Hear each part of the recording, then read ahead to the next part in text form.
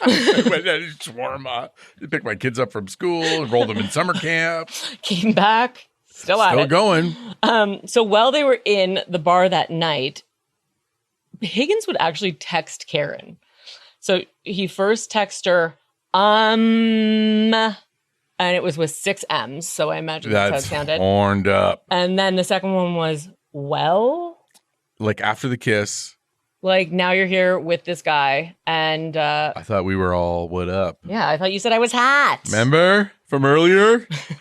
When you said it? Screen grabs her messages, sends it back to See, him. look, you said it. So after we Frenched. And like, you sent her a text message. Like, that's bold. You know what I mean? It is. But especially a federal agent. I mean, I don't know. What are you doing with doing stuff that I would do? You were showing all of your cards, and that is not a good quality in a federal agent. Good call. Yeah. So, obviously, this, you wanna get you up? So that would go, unread. Unresponded to. She was left on Karen Reed. You are you're the first person in this entire crazy case to make a Reed joke. Thank you. JK, LOL. So, also while they're at the bar on the CCTV footage. Now, I will tell you that my husband does security cameras, and he watched some of this stuff with me, and he was like, I can't get past how shitty these security cameras are. Of course, he's like the quality. He's like, what's going on? Like, why do they even have these? Where do they get installed these? And I was like, please get out of here. This is not a security consulting job. Yeah. So all that to say that this is not great footage. It's like black and white. Yeah. It's grainy. There's no audio. It's from far away. So like, a lot of the times in the trial, they're walking you through what they want you to see. And I fall for it every time. Is that not misleading the witness? Or that's the jury. I guess you can say whatever you want. I wouldn't think so, because what they're saying, you can see it. It's not like, it's not, you can visually see what's going on. But let me get into this and then you'll understand. It's not like he's fabricating situations. Like, you're like, oh, very likely that could have been what was happening. Like, that does look to be what's happening.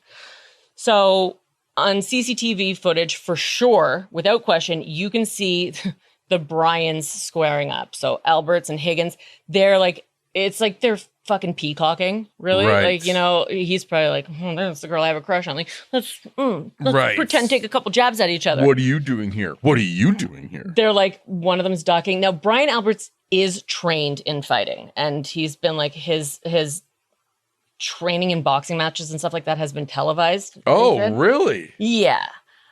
In court, though, the defense was like, well, isn't it true that you were on TV for one of your fights? And he's like, no. And then they were like, well, I saw footage of you, in a fight. And he's like, it might have been like recorded, like me training or something, but it's not like, he's not like a UFC fighter. It wasn't like you turn on the TV and you see it. Somebody may have uploaded a cell phone. It was, or it was like part of a bigger segment of something different that he was just involved in. He's not Tito Ortiz. Yeah, right. So they're squaring up with each other and just kind of like, sparring, like just boys. Swing first. You swing first. I'm not going to jail. Swing first. Make a move. We're just boys being boys. Oh my God. Make a move, punk. And so, the defense went at that and they were like, okay, well, this is you planning a fight. And Alberts is trained, so he's showing Higgins how to actually like throw a punch and duck out a punch and all that kind of stuff.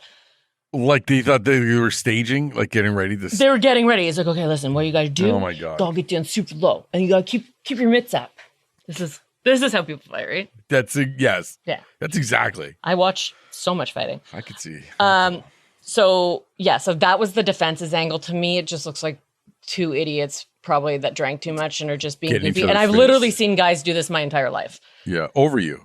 Literally, like physically. Guys fighting over and then they shave their chest hair over me. Oh, God. Just like the hello, officer. Chief of police from New Jersey. Oh, I love it. That's in Matt's second episode. They were starting to get very poo heavy. I love that. So I love that about them. I was either going to have to change the name to Poo Criminal or expand my horizons. That literally just wrote itself. But also you're cutting yourself off at the knees with just only poo content. A poo criminal. A poo criminal. I love that. That's awesome. So, also, by the way, I'm sorry, I hate to sidebar, but that's kind of what we do here. When I was uploading your videos the other day, Chris, our editor, made us like a quick 30-second little blip of things. And so I was watching it really quickly, and my daughter came in right when you went, the penis! And Olivia was like, stopped dead in her tracks. And she was like, what are you watching? I'm like, that is one of my favorite, like, comedic kind of delivery. Like when you... in front of 9-year-old girls. No, but I just mean in general. I love saying penis in front of kids. It makes them so uncomfortable. He stabbed him. Let me finish. In the penis. That might actually be from that show that you mentioned earlier, How I Met Your Mother. Yeah. With Barry. Yeah. Let me finish. Barry? A show that I said that I didn't watch. Was it Barry? No. I don't think so. I don't feel like it was. Neil Patrick Harris. Barney. Yeah. Because he called his wiener his barnacle. Dun, dun, dun, dun, dun, dun, dun, dun. Okay. So... yeah, it's not the weirdest thing I've ever seen to watch two guys drunkenly play fighting with each other. Yeah. So yeah, like I said, the defense is like, you guys are like, this is pretty serious stuff, and you're seriously teaching him in the middle of a bar, drunk at night. Although sometimes you do think you make great decisions at that point in time. I will say this: I would like to confess to 100% there is footage of me choreographing a wrestling match at a bar, but we're just horsing around. It's the first time a wrestling match has ever been choreographed. How dare you? So, one of the ones that I think would hold a lot of weight, if it's how the defense describes it, is there's another clip from the bar. Now, Brian Higgins is off to the left side of the screen with Chris Albert and Brian Albert. So Chris is Brian's brother. And then, kind of, it's to the right, but like it looks like they're sitting at the bar, is Karen and John. As the defense is narrating it, you're like, without question, this is what's happening. Are you watching it? I watched it as all. They're narrating it. Like, are they playing it? Okay, and here's like the hip. Yes, I do believe it was shown in court, and they're saying they got to walk you. They hold your hand. They do and walk you right through Of course, it, they have to. Yeah, they have for sure. But they're explaining that Brian Higgins looks irritated, and he does. And John's across the bar. And then at one point, you see Brian Higgins kind of like gesture towards him. And they're like, he's calling John out and saying, like, let's go outside or something. My God. You want to step but outside? John just kind of, he's standing with Karen. And then there's another girl there, Karina. And John just looks at him, takes a swig of his beer, and then puts his beer down. So whether he was ignoring him, whether it didn't actually play out that way, whether that did happen and John didn't register what was happening is anybody's guess. But you can even see Chris Albert in the video grab Higgins' arm and kind of like push him back like in emotion, like, don't do it. Man, don't stop it. It's not worth it. Exactly. So that's, definitely something worth mentioning. And I watched it 1,000 times because I was like, I really want to see what they're saying. And I do. But if somebody gave me a different option, I could believe that too. He could be like, can I get some chicken wings over here? Yes. And they're like, you already ate 30. All right, how about some clam chowder? Yeah, like, because they're at the bar, right? So he could just be yelling to the bartender. Or just saying to some, and then sorry, who's the guy that passed away? John O'Keefe. And he's just like, hey. He was like, oh, that guy wants chicken wings. Huh. I could go for a chicken wing. Yeah, you want some wings? Yeah, let's get some wings. So, yeah, who knows? Without audio, it's really up for interpretation. Could have been requesting a song. Yeah, he could have been. I don't think the bartender. You got any Hoobastank? Do you have any Boston? Hoobastank. The worst band. Seriously, didn't they have one song? Yeah. Yeah. And it was one that I really loved, I think. Yeah, you would have. Was it like Lips of an Angel? No, let's see. Hinder? Yeah. Oh, that song made me I was such in my head when that song came out. Really puts you in the shoes of the person in the next room. Yes. Like. Yes. Now I just follow Matt around. I'm like, who are you texting in there? Oh my God, can you hear my lips? Who's got the lips of an angel in there? Theirs was The Reason, I believe. And the reason is you. Yeah, I love that one. So, that's the CCTV footage from the Waterfall Bar and Grill. But that's not where all of the weird shit ends. So Higgins would be one of the people who went to 34 Fairview, obviously, afterwards, and having only had the smallest of interactions with John O'Keefe at the bar that night, like he was just like, hey, sup? Yeah. He would text message John saying, you coming here with 3 question marks. 3? So weird. Listen, I'm not saying anything about anybody, but 3 question marks from dude to dude? And also, like, why are all these people so excited to have this acquaintance over?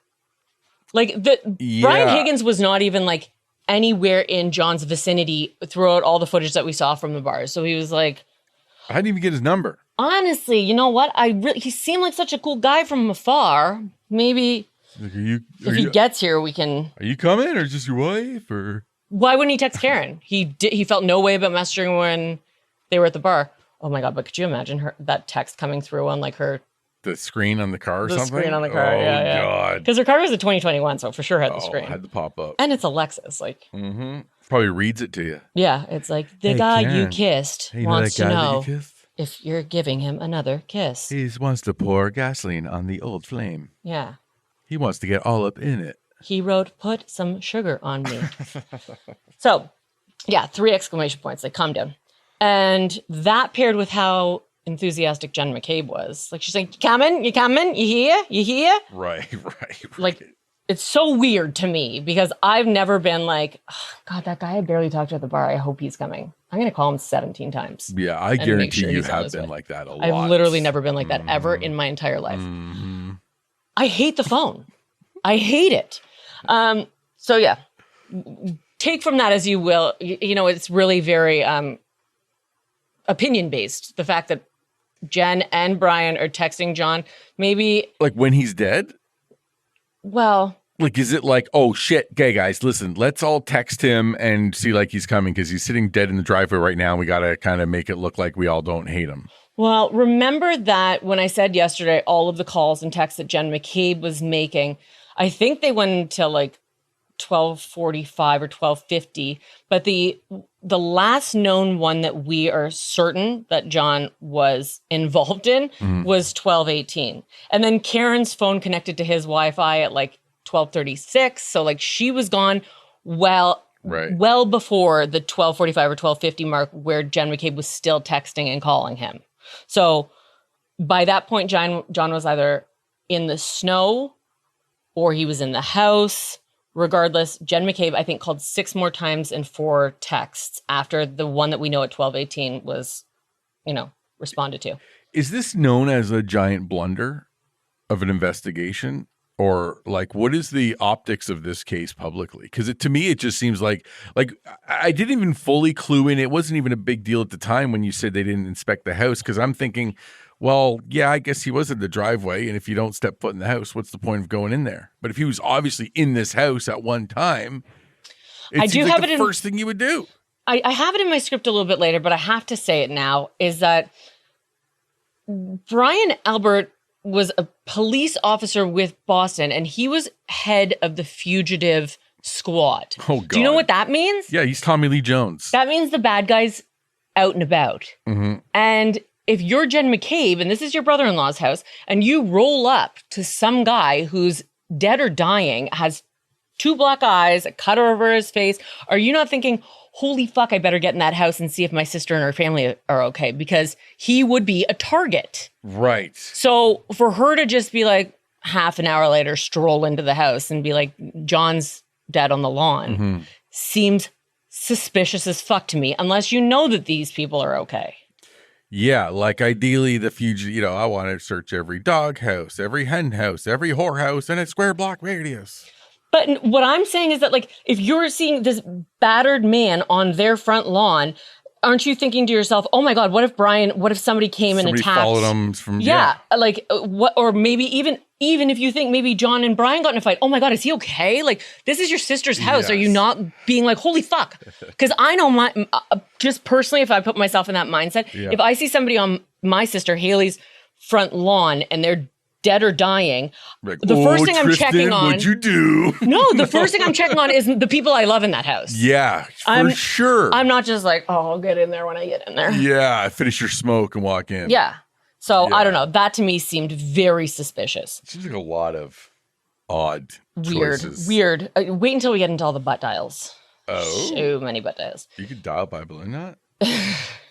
Leaky only. Oh, God. Exclusively leaky. So yeah, to me, I also didn't feel like you're not putting that much energy into an acquaintance. Like if you're hanging out with your friends and you're drinking, like, are you really going to call somebody 17 times and be like, you coming? You coming? yeah, where are coming? you? Everyone's coming?" waiting for you, bro. Like, I don't give a shit if that person's coming. I extended the invite to be nice because they were there. And I'm done. So, and then I wrote, but wait, there's more. Oh, no. Like an infomercial. After the get together, Brian Higgins, the federal agent, decides to go late night to the Canton Police Department. Now, like I said, he is a federal agent, but he does have an office in the Canton PD. Okay. But, and this is me trying to be devil's advocate here, he is actually under contract to come and move the ATF vehicles if there's a snowfall because of like the plows and stuff like that. Right. So he's when they gave him like 4 or however many parking spots, he signed something saying, okay, if there's a snowfall, I will come and jockey the cars. Right. So that is worth noting. Noticing? Note a thing? Yeah, noting. It's worth noticing. Here, you know what? I will make a note. Yeah, it's not gonna write what you're not gonna write what I just said. It's just like a little doodle. I've forgotten already. Practicing my autograph.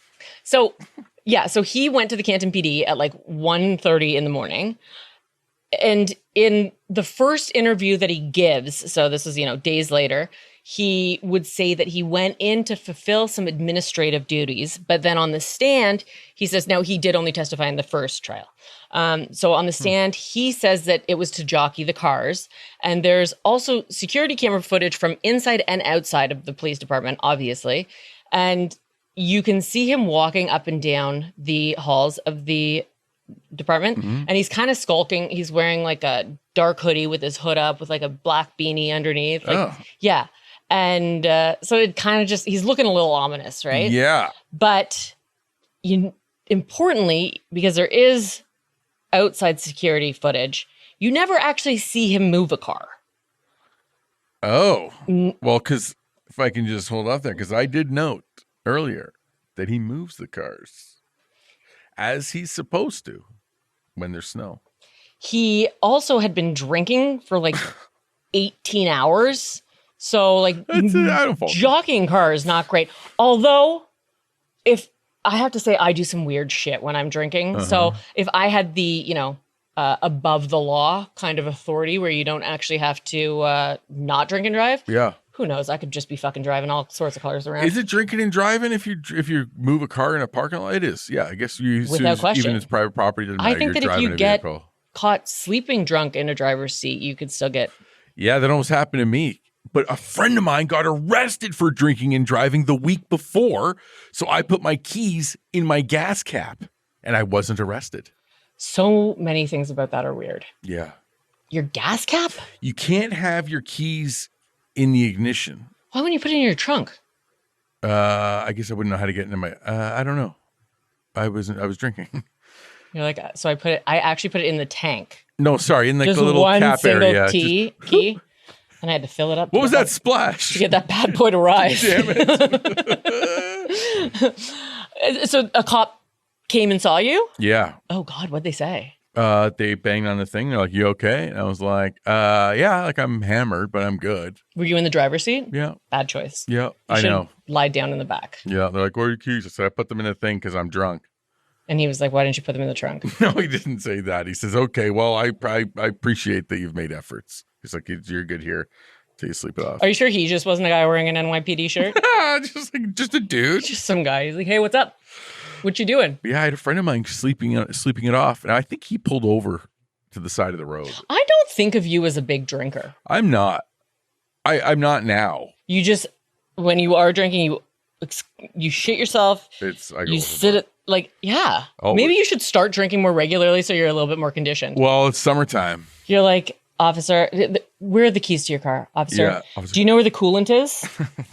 I threw it down there. Officer, I'm going to pop the hood. See if you can find my key. Could be anywhere, sir. Could be anywhere. You know what? Top me off with a quart of oil while you're down there, officer. So, yeah, let's get into the butt dials because this to me is one of my favorite topics. Yeah.